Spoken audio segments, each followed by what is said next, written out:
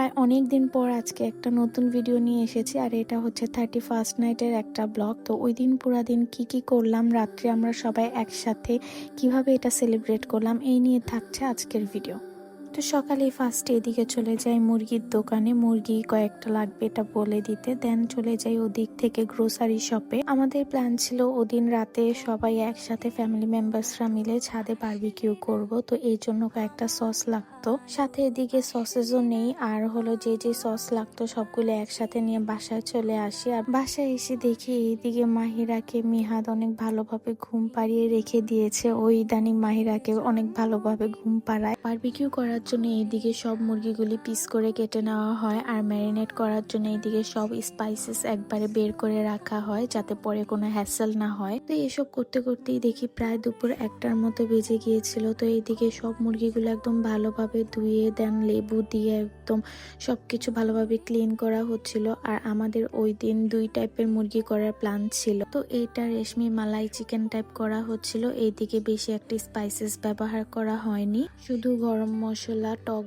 দই, ডানো ক্রিম আর হলো milk powder এসব দিয়ে আদা রসুন দিয়ে খুব ভালোভাবে মেখে নেওয়া হচ্ছিল। আর দেন একদম লাস্টে এদিকে কাঁচা মরিচের পেস্ট দেওয়া হয় যাতে একটু খেতে ঝাল ঝাল লাগে। এগুলো খুব ভালোভাবে একদম মেখে নিচ্ছিল যাতে মুরগির একদম সব জায়গায় যাতে স্পাইসেস গুলি চলে যায়। আর সেকেন্ড হচ্ছে নর্মাল যে বারবিকিউ চিকেন করা হয় ওইটাই করা হচ্ছিল। আর এইটাতে বারবিকিউ সস, বারবিকিউ মশলা, দেন টমেটো সস, সয়া সস, টক দই, আদা রসুন বাটা, লাল মরিচের গুঁড়া সব একসাথে দিয়ে খুব ভালোভাবে মেরিনেট করে রেখে দেওয়া হয়েছিল। তো এগুলি প্রায় অনেকক্ষণ ধরে মেরিনেট করে একদম রেখে দেওয়া হয়।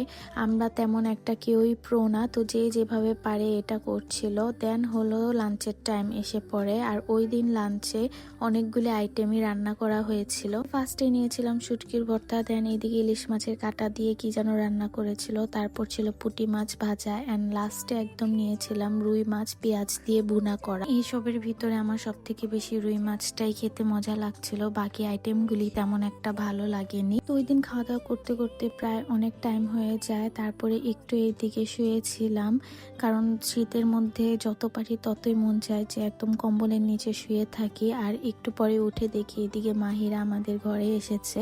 আর ও ইদানিং টিভিতে যে কোনো সাউন্ড দেখলেই ও অনেক নাচানাচি করে অনেক হ্যাপি হয়ে যায়। আমাদের প্ল্যান ছিল সন্ধ্যা 6টা থেকে বারবিকিউ স্টার্ট করার, বাট আমাদের ছাদে যেতে যেতে প্রায় 8টা বেজে যায়। তো আমাদের নর্মালি 31st নাইট নিয়ে তেমন একটা কোনো প্ল্যানিংই ছিল না, বাট হুট করেই প্ল্যান করে এই বারবিকিউটা সবাই মিলে করি।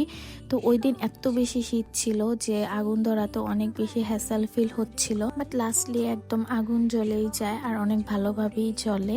তো আমার এক কাজিন এইসবে অনেক এক্সপার্ট, তো পুরা বারবিকিউটা ওই হ্যান্ডেল করেছে। আমরা তেমন একটা কেউ কোনো কিছুতেই হেল্প করিনি। আমরা জাস্ট সবকিছু মেরিনেট করে এনে দিয়েছিল, আর বাকি সবকিছু ওই একা হ্যান্ডেল করে, আগুন ধরানো থেকে শুরু করে সবকিছু। তো এইদিকে ফার্স্টে স্পাইসি চিকেন গুলি দেওয়া হয়, আর এইদিকে ফার্স্টে একদম বারবিকিউ হতে অনেক বেশি টাইম লাগছিল, কারণ তখনও আগুন ভালোভাবে একদম ধরেনি। কিন্তু পরের বার যেগুলি দেওয়া হয় সেগুলি একদম ভালোভাবে আর অনেক অল্প সময় হয়ে যাচ্ছিল।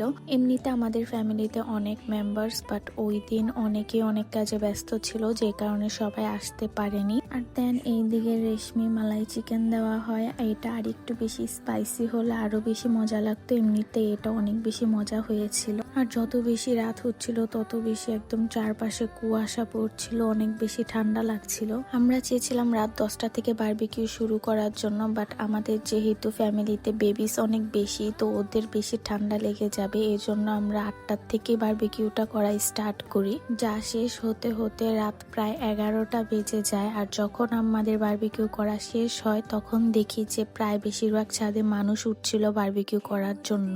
আর ওই দিন মাহিরা অনেক বেশি হ্যাপি ছিল। ও যখনই ছাদে ওঠে বা অনেক মানুষ একসাথে দেখে তখনই ও অনেক বেশি এক্সাইটেড হয়ে যায়। আমরা সবাই বাকি ফ্যামিলি মেম্বার্সদেরও অনেক বেশি মিস করছিলাম, কারণ সবাই থাকলে আরো অনেক বেশি মজা হতো। আর একদম লাস্টে এদিকে সসেজ গুলি দেওয়া হয়, আর এতক্ষণে প্রায় রাত 12টা বেজেও যায়। ফার্স্টে ভেবেছিলাম হয়তো এবারকে তেমন একটা মানুষ সেলিব্রেট করবে না, বাট না, প্রত্যেকবারের মতোই যেভাবে একদম আতশবাজি বোম টোম ফাটানো হয় ঠিক ওইভাবেই এবারকেও সেলিব্রেট করছিল সবাই। তারপর বাসায় চলে আসি, আর বাসায় এসে ফ্রেশ হয়ে দেন সবাই একসাথে খেতে বসি। আর এইদিকে সবগুলো আইটেম দেন একসাথে রাখা হয়। এদিকে 2 টাইপের সস ছিল, একটা হলো মেয়োনিজ দিয়ে সালাদ আর আরেকটা হলো গ্রিন চাটনি সস। তো এইদিকে একদম সুন্দরভাবে যে যার যার প্লেট একদম সাজিয়ে নেয়, আর এটা হচ্ছে আমার প্লেট। তো আমার সব থেকে বেশি ভালো লেগেছে এই গ্রিন চাটনিটা দিয়ে খেতে, কারণ এই গ্রিন চাটনিটা অনেক বেশি স্পাইসি করে বানানো হয়, তো এটা দিয়ে খেতে অনেক বেশি মজা লাগে। তো আজকের জন্য এতটুকুই, সবাইকে বাই বাই।